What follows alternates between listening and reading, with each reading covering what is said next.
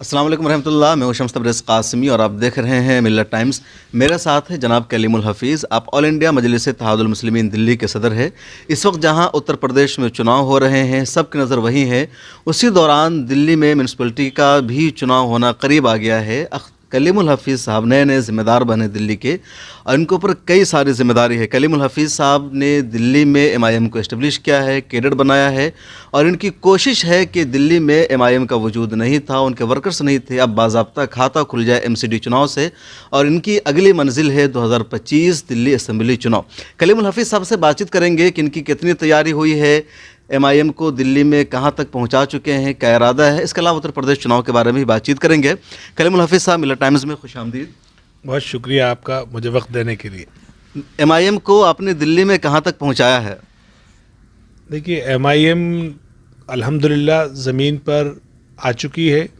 तकरीबन 40 वार्डों में हमारा संगठन काम कर रहा है। कलीमुल हफ़ीज़ साहब, दिल्ली में एमआईएम कहां तक पहुंची है, कितना काम हुआ है एमआईएम का यहाँ? देखिए, कोई भी पार्टी जब चुनाव लड़ती है तो उसकी कामयाबी उसके कैडर पे मुनहसर होती है।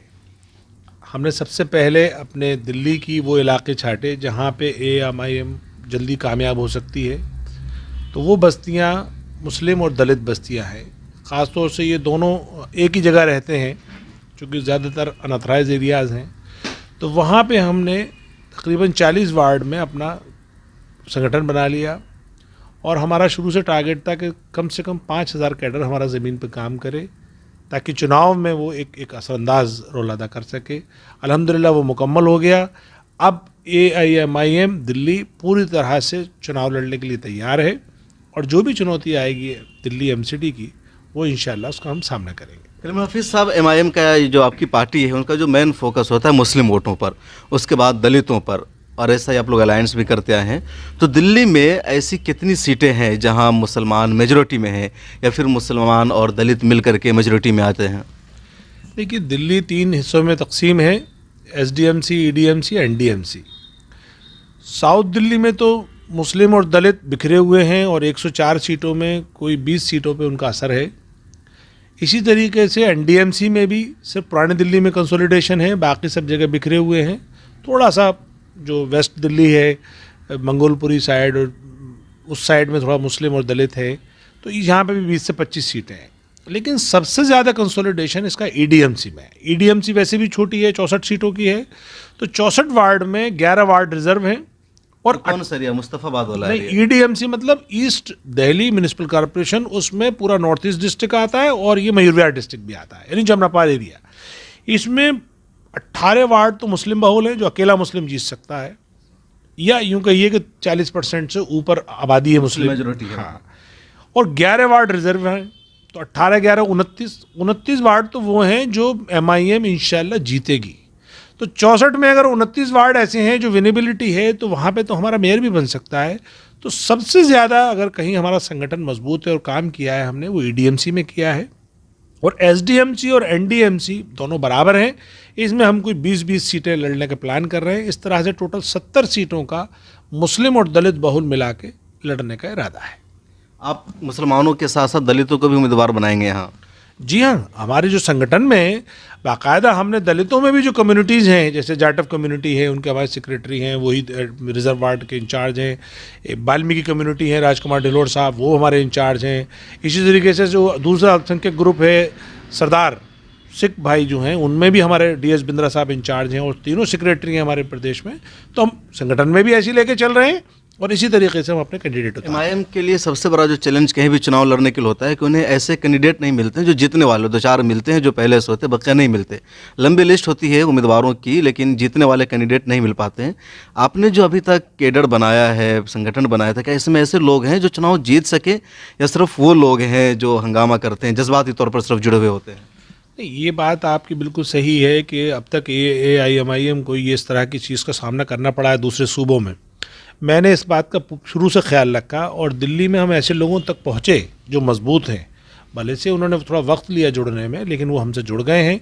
और मुझे ऐसी उम्मीद है कि दिल्ली के जो नताइज होंगे वो चौंकाने वाले होंगे और मजबूत लोग हैं, इसलिए नतीजे अच्छे आएंगे इंशाल्लाह। दिल्ली में आपकी लड़ाई किससे बराह रास्त, क्योंकि एमआईएम जहाँ भी ये तो एमसीडी का चुनाव है लेकिन विधानसभा का होता है, तो बीजेपी से ज़्यादा एमआईएम का को जो चैलेंज का सामना करना पड़ता है वहाँ की इलाकाई या सेकुलर पार्टियों से, जैसे बिहार में आरजेडी से, उत्तर प्रदेश में समाजवादी पार्टी से।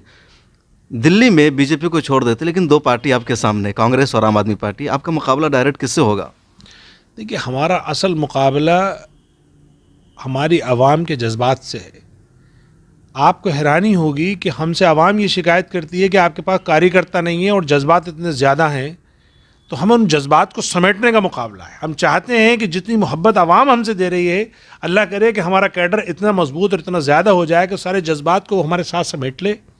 दूसरी बात, जितना छला कांग्रेस ने और उनको इस हाल में पहुंचाया कि वो आज ज़िंदगी के हर शोबे में अपने दूसरे हिंदुस्तानी शहरियों से बहुत पीछे है, उस पर नमक छिड़का अरविंद केजरीवाल की आम आदमी पार्टी ने, जिसने हर शोबों में, न सिर्फ खाली इतना भी नहीं कि जब उसने ये बात कही थी कि हिंदुस्तान में और दिल्ली में भ्रष्टाचार से भी बड़ा मुद्दा सांप्रदायिकता है। मुसलमान यही सोच के खुश हो गया था कि ये जो है वो सांप्रदायिक नहीं रहेगा, सांप्रदायिकता तो ये बुरा समझता है। लेकिन जब उसने देखा कि वही आदमी बड़ा सांप्रदायिक पार्टी से भी बड़ा सांप्रदायिक हो गया, तो उनकी दिल आज़ारी हुई। उसके अलावा चाहे आप उनके पर्सनल इश्यूज़ ले लें, उनका एजुकेशन से मुताल्लिक़ ले लें, उनके हज से मुताल्लिक़ ले लें, हर जगह उनको उसने ठगा है। मुसलमान नाराज़ है, ख़ास तौर से दिल्ली दंगों में जो उसकी नज़रअंदाज किया दिल्ली सरकार ने, अरविंद केजरीवाल ने, और कोरोना को जिस तरह से मुसलमान बना के और तबलीगी जमात को टारगेट करके और जो FIR के लिए सिफारिश की, और उसके बाद जो जामिया में जो प्रोटेस्ट कर रहे थे बच्चे और उनके ख़िलाफ़ जो UAPA लगाने की मंजूरी दी, और उससे भी ज़्यादा वो शख्स आज तक उन जो दंगा जहाँ पे हुआ था उन इलाकों का दौरा तक करने नहीं गया। तो इसलिए मुसलमानों में बहुत सख्त उससे गुस्सा है। अब आ जाइए कि उनके पास अब से पहले कोई मुतबादिल नहीं होता था, तो इसलिए वो कांग्रेस को ये उम्मीद थी कि शायद यहाँ से हटेंगे हमारे पास आ जाएंगे, लेकिन कांग्रेस ने उन्हें इस हाल में पहुँचाया है, तो उससे तो वो पहले से नाराज़ थे। अल्हम्दुलिल्लाह अब वो इस बात से उन्हें इत्मीनान और खुश हैं कि अब एक मुतबादिल आ गया, मुतबादिल पार्टी उन्हें मिल गई, अब एक पार्टी मिल गई। बैरिस्टर असदुद्दीन ओवैसी साहब उनके हर फोरम पे आवाज़ उठाते हैं, और उनके जो कारकुन हैं या दिल्ली का सदर है वो उनकी खिदमत में हमेशा हाजिर है, और हम भी कोशिश कर रहे हैं कि उनके सारे मसाइल को बिल्कुल पब्लिक डोमेन में लेकर आएँ, और कोशिश कर रहे हैं कि क्या क्या उनके हल हो सकते हैं वो पेश करें।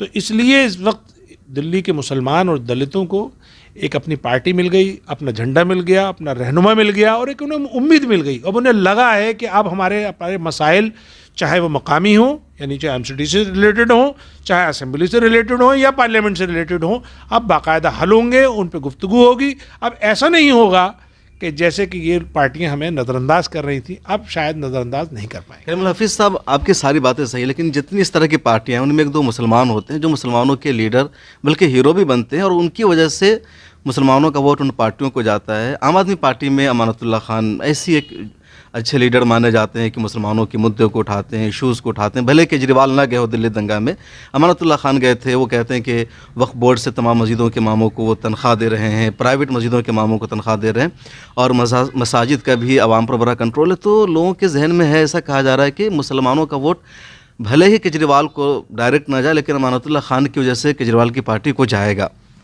आप बिल्कुल सही कह रहे हैं, और इसी बात की सज़ा अमानतुल्लाह खान को अरविंद केजरीवाल दे रहे हैं।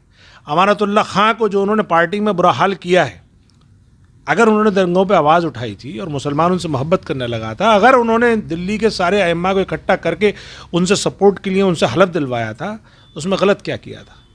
उस आदमी ने अपनी पार्टी के साथ वफादारी की, और इस पार्टी ने उसके साथ क्या किया? एक अपने फेस को सबसे पहले PAC से निकाला, उसके बाद 1 साल तक दिल्ली वक्फ बोर्ड के इलेक्शन कराने के लिए तरसाया, उसके बाद उसको नेशनल एग्जीक्यूटिव में नहीं रखा, उसके बाद उसे पार्टी किसी फोरम में नहीं रखा, और हद तो ये हो गई कि जो 4 स्टेट में चुनाव लड़ रही है पार्टी, उत्तर प्रदेश, उत्तराखंड, पंजाब और गोवा, सब जगह मुस्लिम साइजेबल पॉपुलेशन में है, वहाँ की स्टार प्रचारक लिस्ट तक में नहीं डाला। तो यहीं से समझना है कि ये सब पार्टियाँ हमारे किसी ऐसे रहनुमा को, ऐसे लीडर को पसंद नहीं करती जो ज़रा सारी मुसलमानों की बात करे। अमानतुल्लाह खान तो उनके साथ दिल से हैं, हटने को तैयार नहीं, एक लफ्ज़ उनके खिलाफ सुनने को तैयार नहीं है। हाँ, तो ये अमानतुल्लाह खान की लीडरशिप पे सवाल है। अगर अमानतुल्लाह खान साहब को लीडर बने रहना है और वो चाहते हैं कि सियासत में उनकी अहमियत हो, MIM तो उन्हें इस पार्टी को छोड़ देना चाहिए और MIM के दरवाजे खुले हैं, या कोई और पार्टी भी अपनी अपनी बना सकते हैं वो। लेकिन ऐसी पार्टी में जहां जलील किया जाता हो, जहां आपको सफोकेशन हो, ऐसी पार्टी को फौरन छोड़ देना चाहिए। अब तक यही होता चला है, यही मोडस ऑपरेंडी कांग्रेस की थी कि जो जरा सारा बोला और उसे साइडलाइन करके उसको जीरो मतलब कर आप दिया। कह रहे हैं कि अमानतुल्लाह खान आम आदमी पार्टी को छोड़ दें और MIM को ज्वाइन कर लें? अमानतुल्लाह खान साहब अगर अपनी ज़मीर की आवाज़ सुनेंगे और अपने अवाम की तकलीफ को देखेंगे और अपने सरकार के रवैये को वाकई अगर वो सच्चाई से देखेंगे, तो उन्हें चाहिए कि वो उस पार्टी को छोड़ दें या उस पार्टी से काम कराएं। आप मुझे बताइए, जब आपने हज़ारों अयम्मा को बुला करके एक हाथ उठा करके और अरविंद केजरीवाल ने उनके साथ ये हलफ लिया था कि हम तुम्हारा हम ख्याल रखेंगे, करीब 1700 इमाम और मुअज्जिन हैं, उनको इन्होंने वादा किया था, सिर्फ 2 महीने की तनख्वाह दी है। बीच में जब हमने प्रेस रिलीज़ और हमने प्रेस कॉन्फ्रेंस की तो 2 महीने की और रिलीज़ कर दी, 22 महीने से उन्हें कोई तनख्वाह नहीं दी गई। ये आप जानते हैं कि मस्जिद के जो इमाम होते हैं ये पढ़ा लिखा, बहुत खुददार, बहुत इज़्ज़तदार तबका है, ये अपनी परेशानी भी बयान नहीं कर सकता।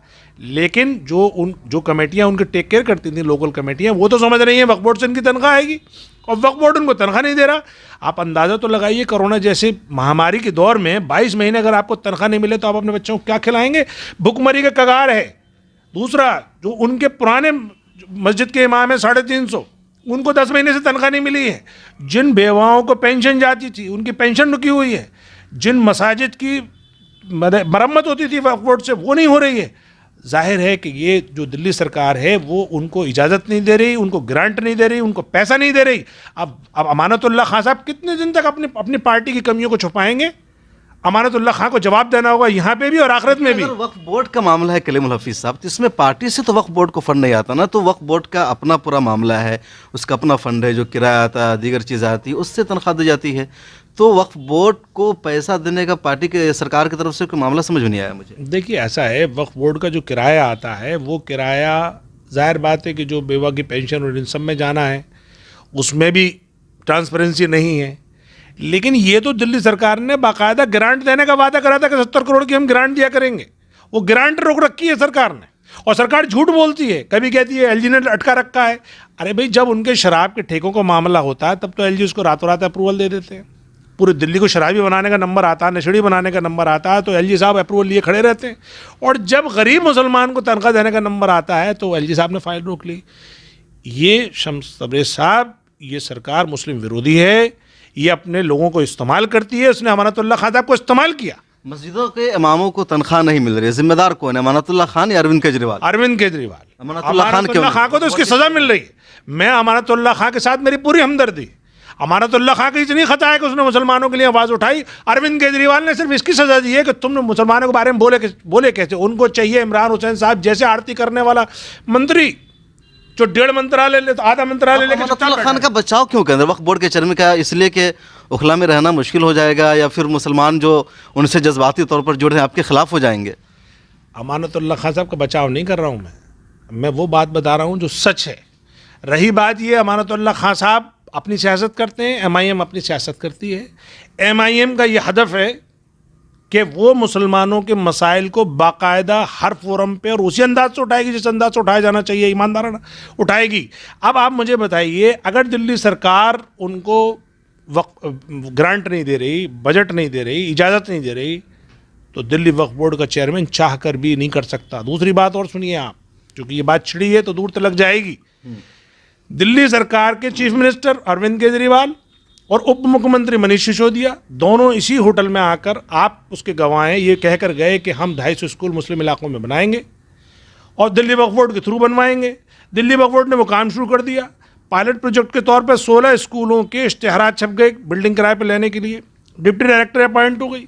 100 प्रिंसिपल के इंटरव्यू लेके 17 प्रिंसिपल शॉर्टलिस्ट कर लिए गए। 6000 टीचर्स के इंटरव्यू लेके 600 टीचर शॉर्टलिस्ट कर लिए गए। ये सब हमारी कमेटी ने काम किया, मैं उसको सेक्रेटरी हूँ। उसके बाद अचानक वो प्रोजेक्ट रोक दिया। आज तक क्यों रोका हुआ है? वो अरविंद केजरीवाल का फ़ोन आता है कैसे रोक दीजिए। तो हमें चूंकि अंदर की बात मालूम है, हमें ये बात पता है कि अमानतुल्लाह खान साहब चाहते थे कि ये काम हो, भले से ब्रेन चाइल्ड हमारा था, पूरा सब प्रपोजल मैंने दिया था और ये कहा था कि जिस तरह से मजलिस ने तेलंगाना हुकूमत पे दबाव डाल के टिमरिस के थ्रू जो 250 स्कूल चलाए हैं और वो फुल्ली रेजिडेंशियल हैं, दिल्ली में कम से कम आप डे स्कॉलर प्राइमरी स्कूल ही बना दो। इस पर उन्होंने हाँ की थी, आपके सामने हाँ की थी।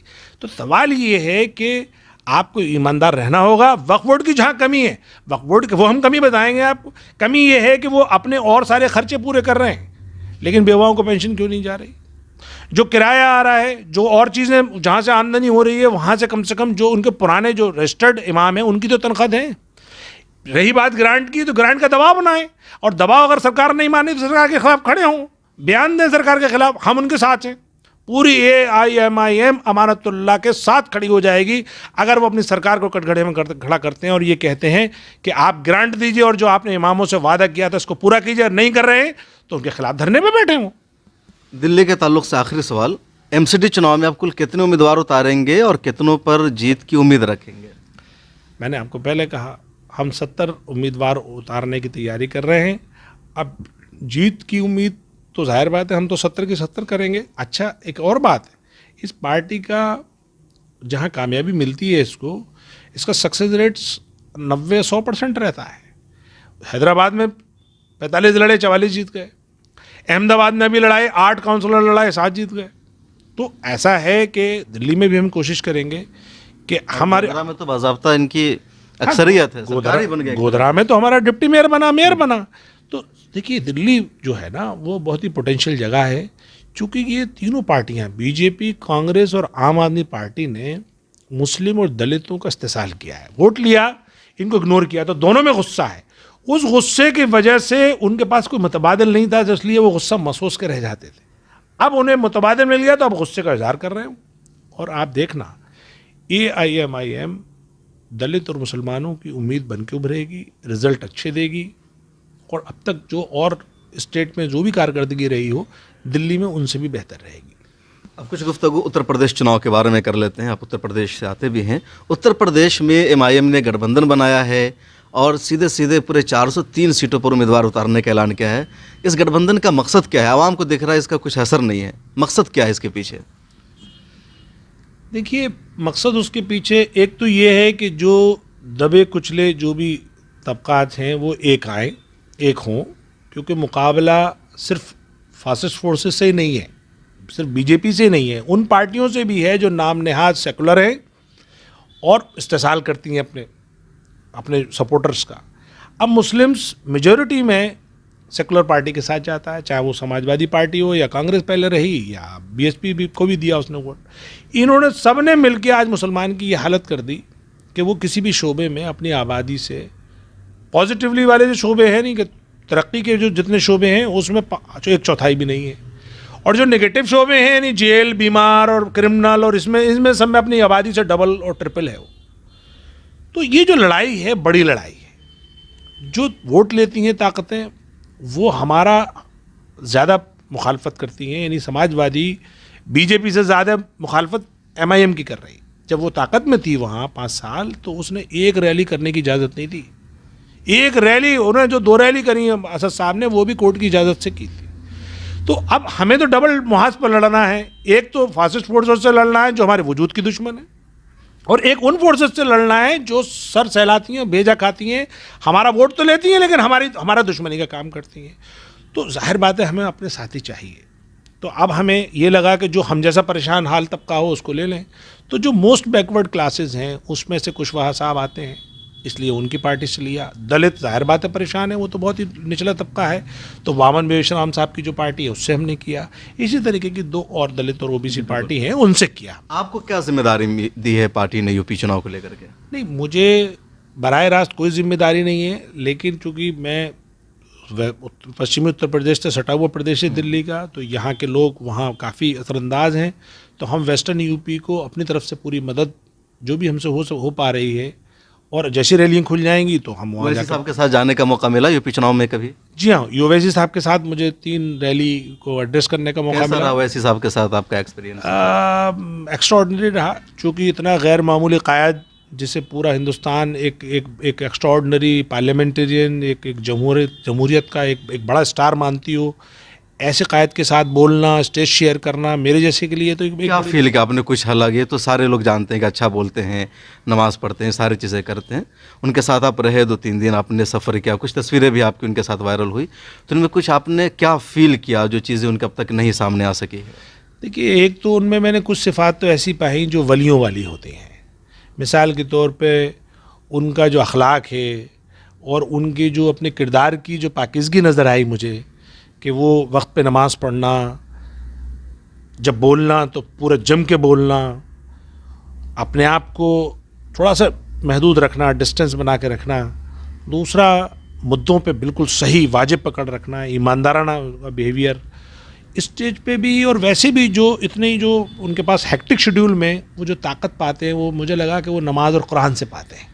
तो जो शख्स अगर नमाज और कुरान से ताकत पाता है तो मैं समझता हूँ कि वो दुनिया का सबसे ताकतवर इंसान होता है, क्योंकि वो ऊपर वाले से डरता है तो फिर वो नीचे किसी से नहीं डरता। तो इसलिए बेखौफ, निडर, बेबाक, और उसमें भी वो एक ऐसे तबके की रहनुमाई कर रहे हैं जो बिल्कुल बोसीदा हाल में है, कमज़ोर हाल में है।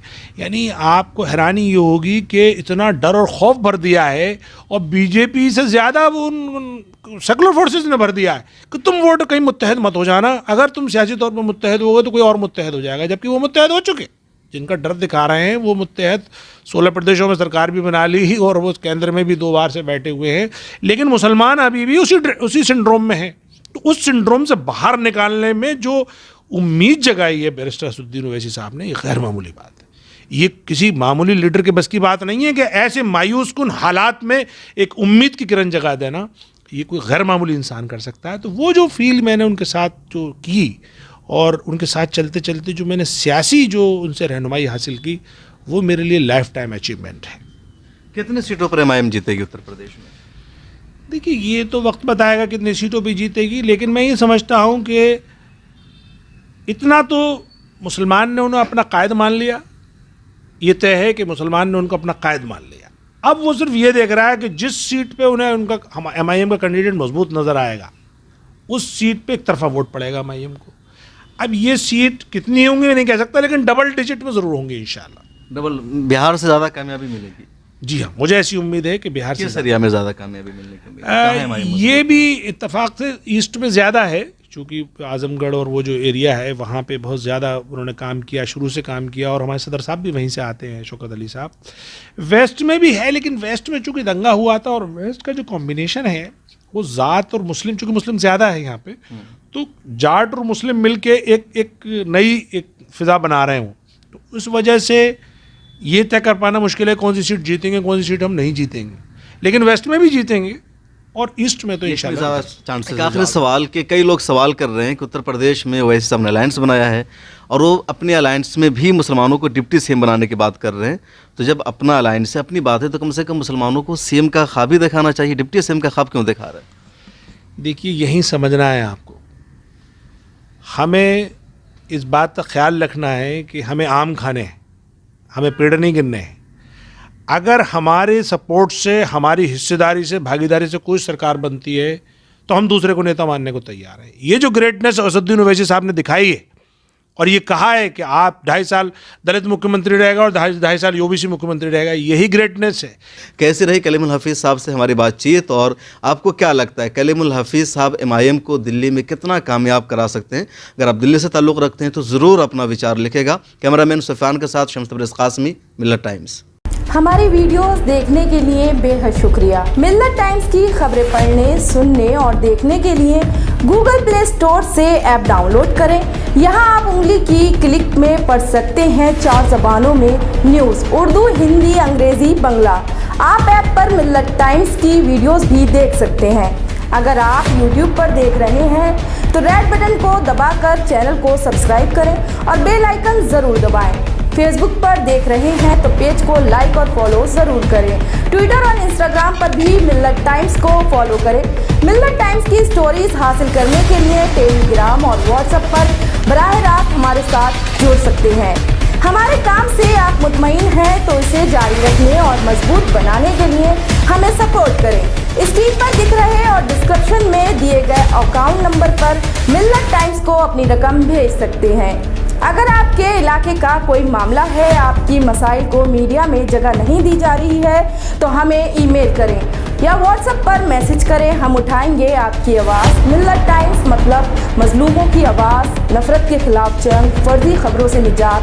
www.millattimes.com